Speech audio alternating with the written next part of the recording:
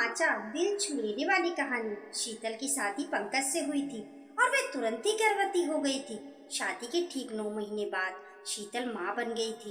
इस बात को लेकर शीतल की सास किरण जी ने बहुत बवाल मचाया था और यहाँ तक बोल दिया था कि शीतल शादी के पहले से गर्भवती थी। इस तरह से शादी होते ही ठीक 9 महीने बाद कैसे बच्चा हो गया, इस पर शीतल के पापा काफी भड़क गए थे और उन्होंने बोला था, दिमाग ठीक है आपका, हम अच्छे घर के लोग हैं और हमारे घर की बेटियों के बारे में आपको ऐसा बोलने का कोई हक नहीं है।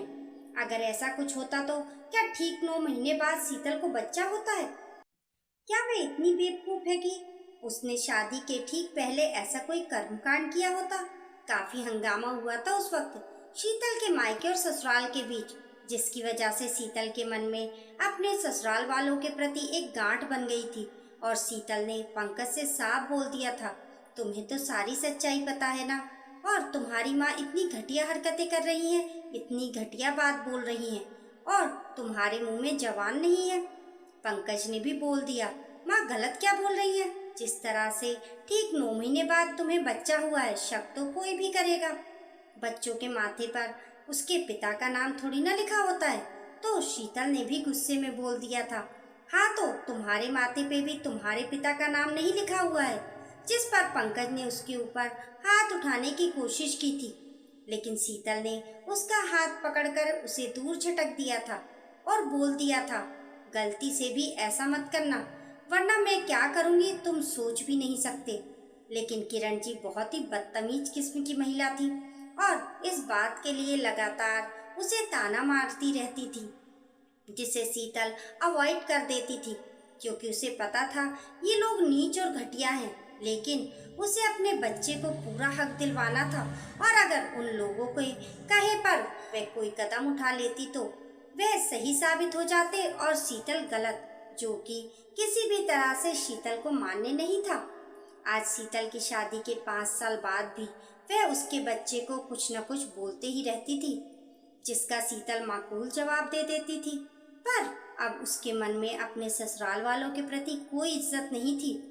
बस उसे हर हाल में ये रिश्ता निभाना था, अपने बच्चे की खातिर, उस बच्चे की खातिर जिस बच्चे को उसकी दादी, उसके पिता और बाकी ससुराल वाले गंदी नजर से देखते थे। शीतल के दिल से उन लोगों के लिए बहुत हाय निकलती थी और उसे पता था आज नहीं तो कल उसकी हाय लगेगी जरूर, क्योंकि बिना किसी बात के उसे और उसकी औलाद को बहुत जलील किया गया था। वह तो शीतल के पिताजी बहुत सामाजिक, पैसे वाले और रुतबे वाले आदमी थे और उनकी अच्छी खासी पहुंच थी। इसलिए किरण जी और पंकज शांत हो गए थे, क्योंकि उन्हें पता था अगर उन्होंने ये सब कुछ बवाल मचाया तो उनकी खैर नहीं है। और कहीं ना कहीं उनके मन में ये बात भी थी कि अगला तो सही है, गलत तो खुद हम लोग हैं। लेकिन फिर भी जो बदतमीज होता है वह अपने आप को बहुत अच्छे से जानते हैं और उन्हें बहुत अच्छे से पता था कि वह दोनों फालतू का बवाल मचा रहे हैं, सिर्फ शीतल और उसके घर वालों को बेइज्जत करने के लिए, क्योंकि अपनी हरकतों से तो हर कोई वाकिफ होता ही है। शीतल की एक कुंवारी ननद थी स्तुति। वैसे तो स्तुति शीतल को कुछ नहीं बोलती थी, लेकिन हाँ उसका साथ भी नहीं देती थी अपने माँ और भाई के खिलाफ जाकर। उसके हिसाब से उसकी माँ और भाई गलत नहीं हो सकते थे, इसलिए शीतल को बहुत गुस्सा आता था कि कैसे घटिया लोगों के बीच में वह आ गई है। लेकिन वह उन्हें हैंडल करना जानती थी और पिछले 5 सालों से अच्छे से हैंडल कर भी रही थी। लेकिन हैंडल करने से क्या होता है, परिवार का सुख उसे आज तक नहीं मिला था। उसे सबसे नफरत थी, लेकिन वह अपने और अपने बच्चे के हक के लिए वहां पर पूरे हक के साथ रहती थी। दिन इसी तरह से बीत रहे थे और शीतल की ननद स्तुति की अब अगले महीने शादी थी कि इसी बीच लॉकडाउन आ गया और शादी कैंसिल कर दी गई। सबकी शादियों की डेट आगे बढ़ गई, क्योंकि लॉकडाउन कब खुलेगा किसी को कुछ पता नहीं था। ये लॉकडाउन दुनिया के लिए एक बहुत बड़ी आंधी लेकर आया था, लेकिन ये लॉकडाउन स्तुति के लिए उससे भी बहुत बड़ा तूफान था। शायद अब किरण जी और पंकज को समझ में आने वाला था कि किसी की बेटी पर इल्जाम लगाने से क्या होता है। क्योंकि ईश्वर ने इसका न्याय कर रखा था। शीतल के ऊपर तो उन्होंने गलत इल्जाम लगाया था, पर आज स्तुति ने उनका सिर शर्म से झुका दिया था। अचानक एक दिन किरण जी को पता चला कि स्तुति माँ बनने वाली है। किरण जी और पंकज के पैरों तले जमीन खिसक गई और घर में बहुत बड़ा बवाल मच गया।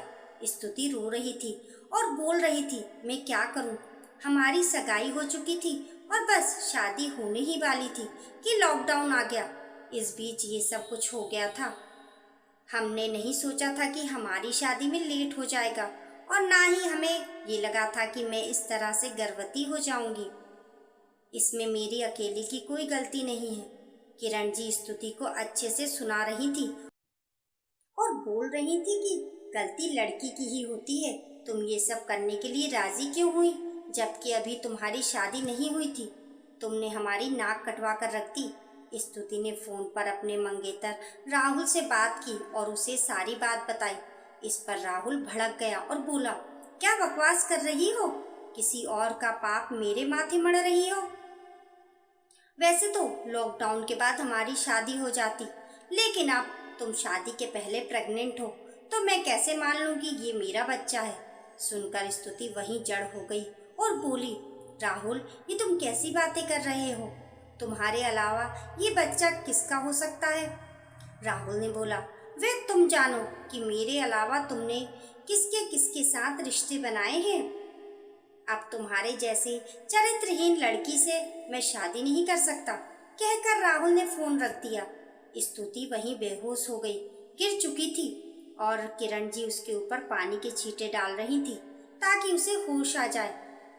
पंकज चुपचाप किनारे खड़ा था। उसे समझ में नहीं आ रहा था कि वे क्या बोले। और शीतल आज उसके दिल को एक सुकून भी मिल रहा था और कहीं ना कहीं एक दर्द भी था। थोड़ी देर में स्तुति होश में आ चुकी थी और रो रही थी। स्तुति बोल रही थी, आप लोगों ने भाभी के साथ बहुत गलत किया और देखो आज आपकी बेटी के साथ क्या हो गया।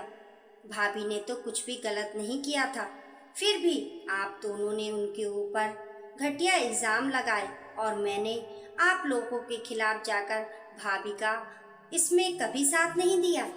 शायद मेरे मन में कहीं ना कहीं ये बात थी कि आप लोग सही हो, लेकिन सच तो ये है कि भाभी हमेशा से सही थी और है, लेकिन मैं तो गलत हूँ ना माँ। भले राहुल मेरे ऊपर गलत इल्जाम लगा रहा है, लेकिन गलती तो मुझसे हुई है ना। आपने बिना किसी गुनाह के दूसरे की बेटी को जो दर्द दिया, आज वही दर्द आपकी बेटी को मिल गया।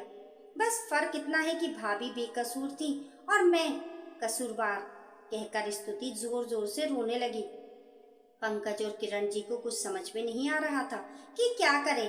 पंकज और किरण जी राहुल के घर पहुंच चुके थे और उससे स्तुति से शादी करने के लिए बोल रहे थे, लेकिन राहुल की माँ ने साफ मना कर दिया और बोला, तुम्हारी चरित्रहीन बहन को हम अपने घर की बहू नहीं बना सकते। पंकज ने बहुत तेज आवाज में बोला, चरित्रहीन मेरी बहन नहीं, आपका बेटा है जिसने मेरी बहन को बहलाकर उसके साथ संबंध बनाया और अब जब उसका बच्चा मेरी बहन के गर्भ में है तो वह उसे अपनाने से इनकार कर रहा है। इस पर राहुल की माँ ने बोला, किसी बच्चे के माथे पर ये नहीं लिखा होता है कि उसका पिता कौन है। ये सुनकर पंकज और किरण जी अंदर तक हिल गए। उन्हें अपने एक एक कर्म याद आने लगे। पंकज ने साफ बोल दिया, चाहे कुछ हो जाए आप लोगों को स्तुति को अपनाना ही पड़ेगा, क्योंकि ये राहुल का ही बच्चा है। हम आप लोगों को ऐसे नहीं छोड़ेंगे। कहकर पंकज और किरण जी वहां से निकल गए, लेकिन उनका दिमाग काम नहीं कर रहा था। बहुत हताशा महसूस कर रहे थे। वे दोनों आज अपने एक एक नीच और घटिया हरकत याद कर रहे थे और उन्हें यकीन नहीं हो रहा था कि ईश्वर इस तरह से उन्हें उनके कर्मों की सजा देगा। आज पंकज और किरण जी की पूरी तरह से टूट चुके थे। घर पहुंचकर पंकज जोर जोर से रोने लगा और शीतल से माफी मांगने लगा। किरण जी भी शीतल से माफी मांगने लगी और बोली, बेटा हमने तेरा बहुत दिल दुखाया है। हमें अंदर से पता था कि ये पंकज का ही बच्चा है, फिर भी शादी के 9 महीने बाद तुरंत तुझे बच्चा हो गया था, तो हमने पता नहीं तुझे क्या क्या बोलकर तेरा दिल दुखाया है, तो तेरी हाय तो हमें लगनी ही थी। तूने तो कोई गलती भी नहीं की थी, फिर भी तुझे अपमानित किया गया। मेरी बेटी ने तो फिर भी गलती की है, पता नहीं उसके नसीब में क्या लिखा है। बहुत घबराहट हो रही है मुझे। शीतल को पंकज और किरण जी से कोई हमदर्दी नहीं थी। आज उनके माफी मांगने से भी शीतल को कोई फर्क नहीं पड़ रहा था, क्योंकि आज जब वह खुद दर्द में थे तो उन्हें शीतल का दुख दिख रहा था। पिछले 5 सालों से शीतल को खून के आंसू रुला रहे थे, तब उन्हें शीतल का दर्द नहीं दिख रहा था। हाँ, पर शीतल ये नहीं चाहती थी कि स्तुति के साथ कुछ बुरा हो। गलती दोनों की थी और सजा सिर्फ स्तुति क्यों भुगतेगी? शीतल ने बोला, मैं राहुल के घर अपने पापा के साथ जाकर बात करती हूँ, देखती हूँ वे शादी के लिए कैसे नहीं मानते हैं। शीतल ने अपने पापा को फोन किया और बोला, हमें अभी राहुल के घर चलना होगा। शीतल अपने पापा के साथ राहुल के घर जा पहुंच चुकी थी। साथ में किरण जी और पंकज भी था, क्योंकि शीतल के पापा एक दबंग इंसान थे और समाज में उनका काफी रुतबा था। तो शीतल को पता था कि उसके पापा राहुल के ऊपर अच्छा दबाव बना सकते हैं। शीतल ने राहुल के घर पहुंचकर राहुल से बोला, राहुल, तुम ऐसी घटिया हरकत कैसे कर सकते हो? स्तुति के गर्भ में तुम्हारा बच्चा है और तुम शादी के लिए मना कर रहे हो।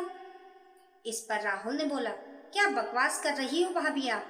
यहाँ आपके साथ शादी के बाद आपका बच्चा होने पर आपकी सास और पति आप पर विश्वास नहीं कर पा रहे और मैं शादी के पहले स्तुति पर विश्वास कर लूं?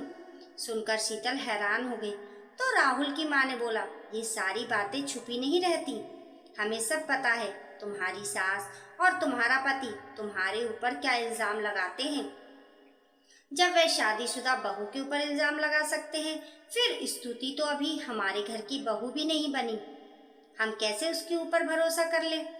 ये सब कुछ सुनकर किरण जी और पंकज का सिर एक बार और शर्म से झुक गया, क्योंकि ये उनके मुंह पर एक करारा तमाचा था और स्तुति की होने वाली सास और राहुल ने उन्हें अच्छा आईना दिखाया था। राहुल और उसकी माँ के मुंह से ये सब कुछ सुनकर शीतल के पापा ने बोला, कोई बात नहीं, मेरी बेटी के साथ भी मैंने कुछ गलत नहीं होने दिया था, क्योंकि मेरी बेटी गंगा की तरह पवित्र थी और मैं स्तुति के साथ भी कुछ नहीं होने दूंगा। मानता हूँ स्तुति ने तो गलती की है, लेकिन उस गलती में राहुल बराबर का भागीदार है, तो सजा के लिए स्तुति क्यों भुगतेगी? राहुल गुस्से में बोला, आप क्या कर लेंगे? इस पर शीतल के पापा ने कहा, मैं कुछ नहीं करूंगा, मेरी बेटी शीतल करेगी, क्योंकि स्तुति उसकी ननंद है। हाँ, मैं शीतल का हर कदम पर साथ दूंगा।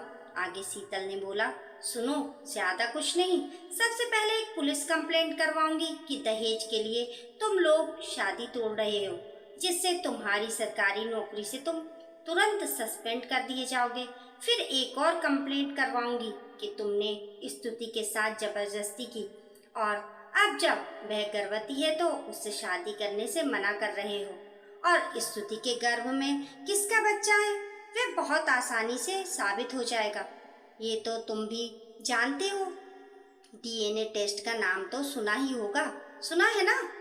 ज्यादा कुछ नहीं करना होगा मुझे, बस एक अच्छा वकील हायर करना पड़ेगा, जो कि मेरे पापा के लिए चुटकियों का काम है।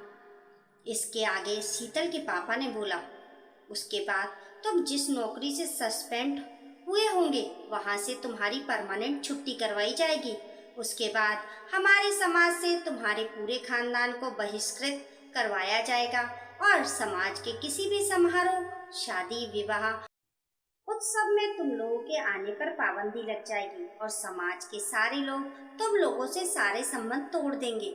और हाँ, उसके बाद में तुम्हारा इस शहर में रहना भी मुश्किल कर दूंगा, क्योंकि अभी तुम मुझे अच्छे से जानते नहीं हो कि मैं क्या चीज हूँ। बस इससे ज्यादा मैं कुछ नहीं करूँगा। और रही बात स्तुति की, तो उसकी जिंदगी तो मैं बसा ही दूंगा, उसकी तुम चिंता मत करो, लेकिन तुम्हारी जिंदगी कभी नहीं बसने दूंगा, इसकी मैं गारंटी लेता हूँ। क्योंकि जैसे शीतल मेरी बेटी है, स्तुति को भी मैं अपनी बेटी ही मानता हूँ। और मैं क्या हूँ एक बार अच्छे से पता कर लेना। और अच्छे से सोच समझकर स्तुति से शादी के बारे में फैसला करना, क्योंकि तुम्हारा भविष्य अब इसी फैसले पर निर्भर करता है। और गारंटी लेता हूँ, अगर तुम्हारा फैसला स्तुति के खिलाफ हुआ तो उस दिन से तुम अपनी जिंदगी के बुरे दिन की शुरुआत देखोगे। ये वादा है मेरा। ये कहकर शीतल, पंकज, किरण जी और शीतल के पापा वहां से निकल गए। राहुल और उसकी माँ शीतल के पापा की बातें सुनकर काफी डर गए थे, लेकिन शीतल बहुत खुश थी और पापा से बोल रही थी, पापा, काश सबके पापा आपके जैसे होते। शीतल और उसके पापा अब शीतल के घर आ चुके थे और उन्होंने पंकज और किरण जी से बोले, चिंता करने की कोई बात नहीं है, राहुल के साइड से खुद फोन आएगा शादी के लिए, आप लोग बेफिक्र रहिए, और अगर नहीं भी आता है तो भी सब कुछ मैं देख लूंगा, आप लोग चिंता मत कीजिए। पंकज और किरण जी शीतल के पापा के हाथ जोड़ रहे थे और उनसे माफी मांग रहे थे, जिस पर उन्होंने कहा, आप लोगों ने जो गलती की है उसके लिए तो मैं आपको कभी माफ नहीं कर पाऊंगा। मैं चाहता तो अपनी बेटी को पंकज से अलग करवा देता, लेकिन ये उसकी अपने आत्मसम्मान की जिद थी कि एक गलत इल्जाम की वजह से मैं उससे कभी अलग नहीं होंगी, वरना एक तरह से उसकी जीत होगी। लेकिन हाँ, मैंने शीतल को इतना मजबूत बनाया है कि वे आप लोगों के बीच में पूरे हक के साथ रहती है और अपने सम्मान की रक्षा करती है। उम्मीद है स्तुति भी अपने ससुराल में ऐसे ही रहेगी। जल्दी ही उसके ससुराल से आपके पास फोन आएगा, कहकर शीतल के पापा वहां से चले गए। पंकज और किरण जी अभी भी टेंशन में थे, लेकिन शीतल को पूरा यकीन था कि स्तुति के ससुराल से फोन आएगा ही आएगा, क्योंकि उसे बहुत अच्छे से पता था उसके पापा की पहुंच कहाँ तक है। 2 दिन तक राहुल के घर से कोई फोन नहीं आया। अब किरण जी और पंकज की हालत खराब होने लगी थी। उन्हें समझ में नहीं आ रहा था कि वह क्या करें, और उन्होंने शीतल के पापा से बात की। शीतल के पापा ने बोला, आप बेफिक्र रहिए, स्तुति की शादी जिस दिन तय हुई थी उसी दिन होगी और राहुल से ही होगी। थोड़ी देर के बाद राहुल के पास पुलिस थाने से फोन आया कि तुम्हारे खिलाफ एक कंप्लेंट आई है कि तुमने एक लड़की के साथ जबरदस्ती की है और अब दहेज के लिए शादी तोड़ रहे हो, साथ ही वह लड़की गर्भवती भी है। राहुल सुनकर अंदर तक हिल गया। पुलिस वाले ने बोला, या तो समझौता कर लो या तो आगे कार्रवाई के लिए तैयार हो जाओ। अगर समझौता करना है तो आपस में बातचीत कर लो, वरना पुलिस तुम्हारे घर आधे घंटे में पहुंच रही है। इस फोन के तुरंत बाद स्तुति के घर राहुल की मां का फोन आ चुका था और वह बोल रही थी, हम लोग निश्चित दिन पर राहुल और स्तुति की साधारण तरीके से शादी कर देंगे, क्योंकि वैसे भी लॉकडाउन है, किसी को बुलाना तो है नहीं। और निश्चित दिन पर राहुल और स्तुति की शादी हो चुकी थी और स्तुति की विदाई होने वाली थी। विदाई के वक्त शीतल ने राहुल से बोला, याद रखना, स्तुति किसी की ननंद है। जब उसकी शादी तुमसे नहीं हुई थी और वह हमारे घर में थी, तब हमने उसके लिए इतना कुछ कर दिया। अब तो वह तुम्हारे घर में है, उसका बाल भी बांका हुआ तो तुम्हारा और तुम्हारी माँ का क्या हर्ष होगा, सपने में भी नहीं सोचा होगा। इसलिए अपनी जान से ज्यादा स्तुति की जान का ख्याल रखना। तुम लोग पूरे सम्मान के साथ स्तुति और उसके बच्चे को रखना। कोई भी गलती स्तुति के साथ करने से पहले एक बार याद कर लेना कि उसकी भाभी शीतल है, और शीतल क्या चीज है अब तक तो तुम समझ ही गए होंगे। स्तुति शीतल के गले लगकर रो रही थी और बोल रही थी, भाभी मुझे माफ कर दो, मैं आज तक आपके लिए खड़ी नहीं हो सकी, लेकिन वक्त पड़ने पर आप मेरे लिए खड़ी हो गई। शीतल ने बोला, मैं सिर्फ एक लड़की के लिए खड़ी हुई थी, लोग लड़कियों को समझते क्या है। कुदरत ने उन्हें माँ बनने का तोहफा दिया है तो वह उसके ऊपर कुछ भी इल्जाम लगा देंगे। ऐसे घटिया सोच वाले पुरुषों को मैं अच्छे से हैंडल कर सकती हूँ, कहकर शीतल किरण जी और पंकज की तरफ देखने लगी। पंकज और किरण जी अपनी नजरें नीचे झुकाकर खड़े हुए थे। कुछ महीनों के बाद स्तुति माँ बन चुकी थी और सारे समाज में ये बात फैली हुई थी कि स्तुति शादी के पहले से गर्भवती थी और 9 महीने से पहले ही उसे बच्चा हो गया। जो बात शीतल के बारे में किरण जी और पंकज ने समाज में फैलाई थी, आज वही बात उसकी बेटी के बारे में समाज में फैल चुकी थी, जो कि सच थी। और आज उन्हें बहुत अच्छे से समझ में आ चुका था कि ईश्वर की लाठी क्या होती है और उसमें कोई आवाज नहीं होती, और पर जब पड़ती है तो लगती बहुत जोर से है। दोस्तों, आप लोगों की इस कहानी के बारे में क्या राय है, हमें कमेंट करके जरूर बताइए। कहानी पसंद आने पर लाइक और शेयर करें। ऐसी ही अच्छी अच्छी कहानियों के लिए चैनल को सब्सक्राइब करना ना भूलें। मिलते हैं फिर एक नई कहानी के साथ, तब तक के लिए नमस्कार।